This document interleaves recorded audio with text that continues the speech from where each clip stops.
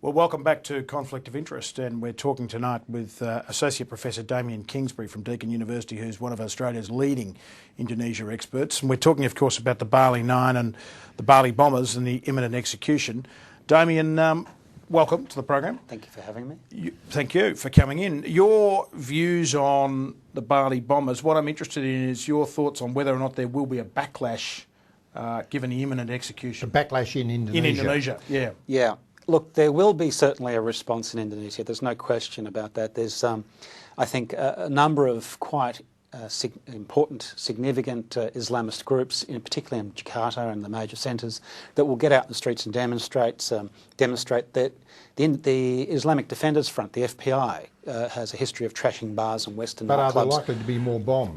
That's the question. So we're going to see some sort of public demonstration, almost certainly.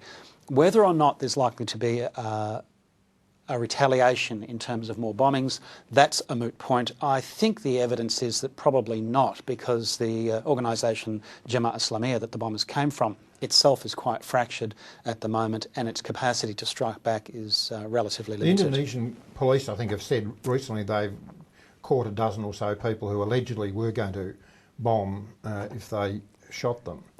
Yeah, see that? Then again, the Indonesian police would say that because it makes them look good. Yeah. So we don't really know that that's the case. Yeah. Certainly there's a wing of Jemaah Islamiyah that's broken away in the last 18 months or so that is what you would call the bombing faction. And they would probably have some sort of retaliation if they could get away with it, or if they had the capacity. The problem is that bombing is actually takes a bit of organisation, and they're not that organised just at the moment. So bring it back home.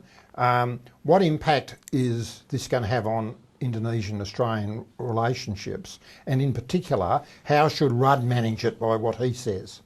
Well, I think our Prime Minister should be circumspect in his comments regardless of what happens. I think that he would say that this is Indonesian law taking its course, that it's their judicial decision, and leave it at that. And do you think he'll do that?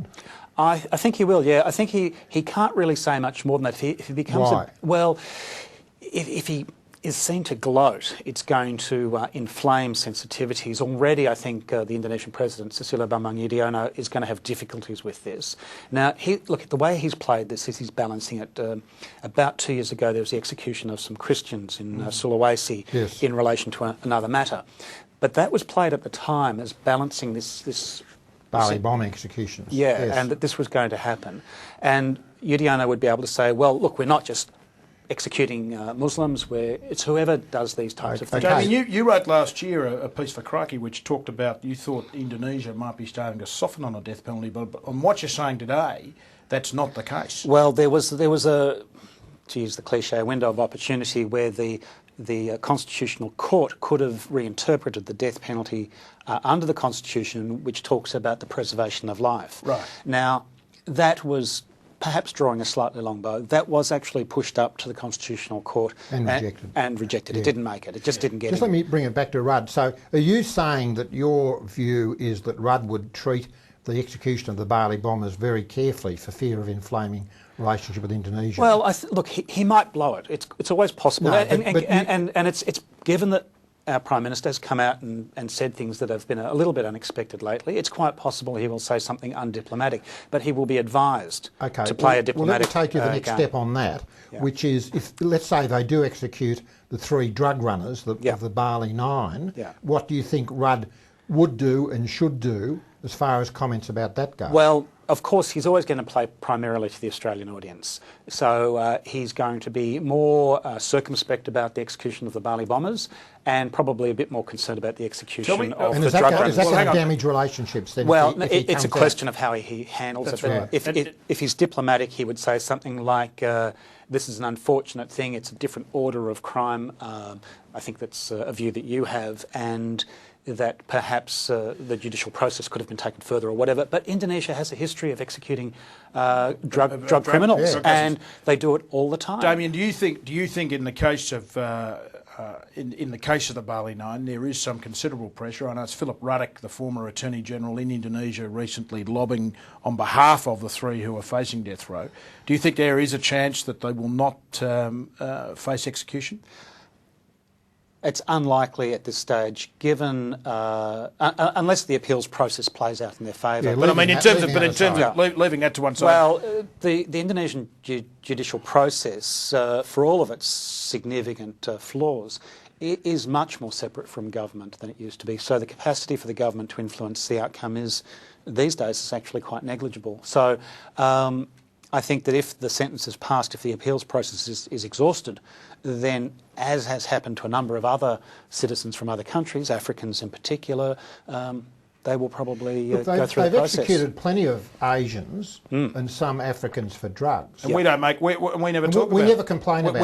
We should be taking, I mean, the other point here is that we should be taking a leadership role in the region.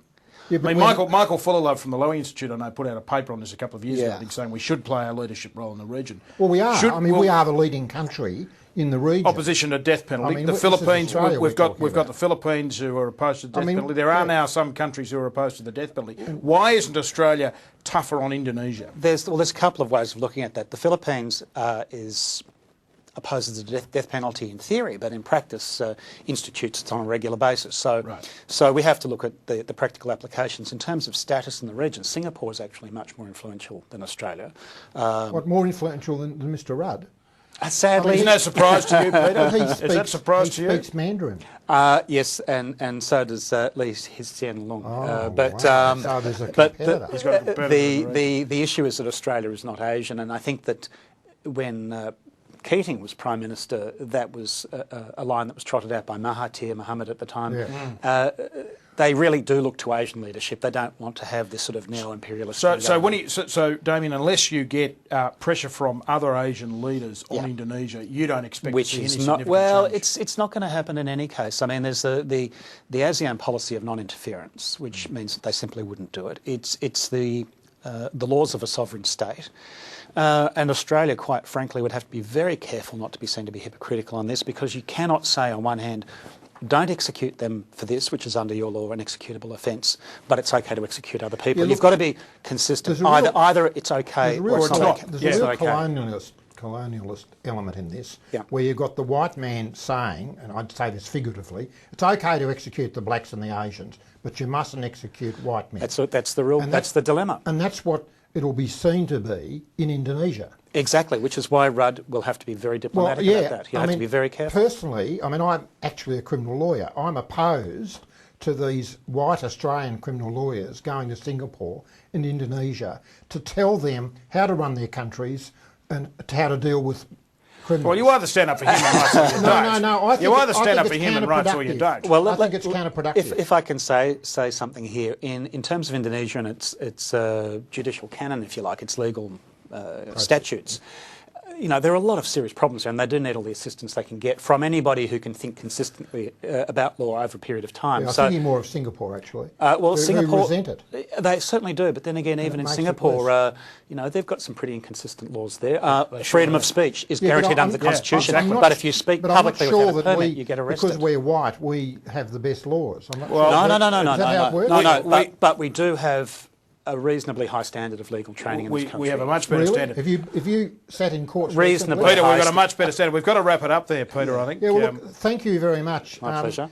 I think it would be really good if we could have you back at some stage, because I think Indonesia is going to be one way or the other big news in Australia for next year. Oh, it is, and if you're free up to it, I'd be happy to talk about East Timor as well. Yeah, it's a very important area for us. Thank you, Damian. My pleasure. Thank you. Thank you.